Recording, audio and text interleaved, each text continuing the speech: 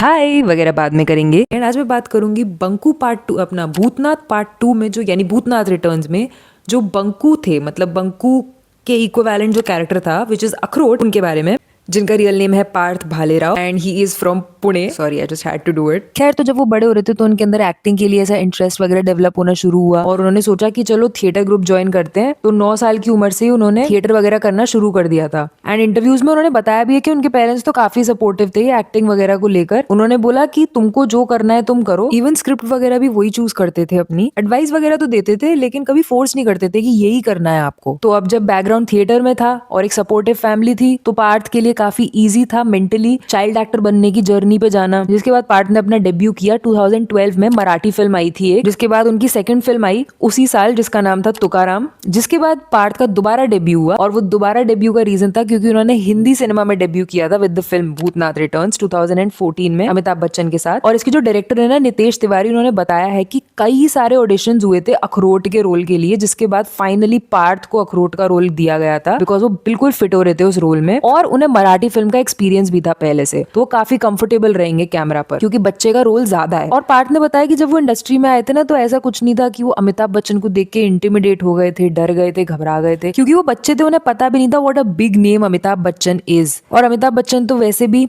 As every actor says is very kind, very patient. And उन्होंने बताया कि एक ना स्टंट सीन था जिसमें पार्थ थोड़े से डर रहे थे करने के लिए। बच्चन सर ने अखरोट को ड्राई फ्रूट खिलाया ताकि वो थोड़ा सा रिलैक्स हो जाए और वो फोकस कर सके अपने सीन पर। जैसे पार्थ कहते हैं कि वो चीज उन्हें हमेशा याद रहेगी। इवन अमिताभ बच्चन ने पब्लिकली पार्थ के काम को बहुत अप्रिशिएट किया था, मैच्योर आर्टिस्ट बुलाया था, इवन ये कहा था कि वो ही है इस फिल्म के हीरो। अब क्या है ना, पार्थ ने हिंदी सिनेमा में काम ही नहीं किया है आफ्टर भूतनाथ। उन्होंने मेजरली सारा ही काम जो है वो मराठी सिनेमा में किया है। जैसे 2012 में मैंने बताया एक फिल्म आई थी वो डेब्यू था, फिर 2012 में दूसरी फिल्म आई थी तुकाराम, फिर भूतनाथ के बाद उन्होंने किला करके मराठी फिल्म की थी जिसमें उन्होंने बांडिया का कैरेक्टर किया था। और भूतनाथ रिटर्न्स और किला के लिए दोनों फिल्म्स के लिए पार्थ को 62nd नेशनल फिल्म अवार्ड में एक स्पेशल मेंशन मिला था। मतलब कोई best actor, best child actor award नहीं मिला था, ज्यूरी ने अलग से एक स्पेशल मेंशन दिया था उनको उनके परफॉर्मेंस के लिए दोनों ही फिल्म्स के लिए, which is very rare and which is very special for a child artist कि ज्यूरी उनके काम को इग्नोर नहीं कर पाई, एक स्पेशल अवार्ड दिया उनको। और ये जो स्पेशल मेंशन था ये था for lovable portrayals with rare aplomb of an impatient caring child. Basically उनका जो कैरेक्टर था उन्होंने वो बहुत उम्दा तरीके से निभाया, इसलिए ये स्पेशल मेंशन बनाया गया था उस पर्टिकुलर कैरेक्टर ट्रेट को इतने अच्छे से निभाने के लिए। इवन किला को तो बेस्ट मराठी फिल्म का अवार्ड भी मिला था इन 2015। जिसके बाद 2016 में पार्थ की 3 और फिल्में आई, तीनों मराठी थी। एज आई सेड, पार्थ ने इसके बाद ज्यादातर सारी मराठी फिल्में की हैं। और 2017 में पार्थ ने एक सीरीज की थी called boys. It was a comedy series और ये काफी फेमस हुई थी, जिसकी वजह से इसका सेकंड पार्ट भी आया था 2018 में, जिसमें उन्होंने ढूंगिया का रोल किया था। आप लोग जो भी लोग मराठी फिल्में देखते हो या मराठी शोज देखते हो, कमेंट करके बताओ तुमने कौन कौन सा काम देखा है पार्थ का। जिसके बाद पार्थ ने और भी कई सारे फिल्म्स करे और बॉयज करके उनकी जो कॉमेडी सीरीज है उसके भी 4 पार्ट्स आ चुके हैं अभी तक। एंड लास्ट फिल्म जो पार्थ की आई थी उसका नाम था आयचिया गावत मराठीत बोल। ये एक रोमांस कॉमेडी थी। अब तुम्हें पता है, एक बार पार्थ से पूछा गया था कि जब वो अपनी फिल्म्स पिक करते हैं तो वो क्या सोच के फिल्म्स पिक करते हैं, मतलब क्या देखते हैं उन फिल्म्स को पिक करने से पहले। तो वो कहते हैं कि लोग पैसे देकर फिल्म देखने आते हैं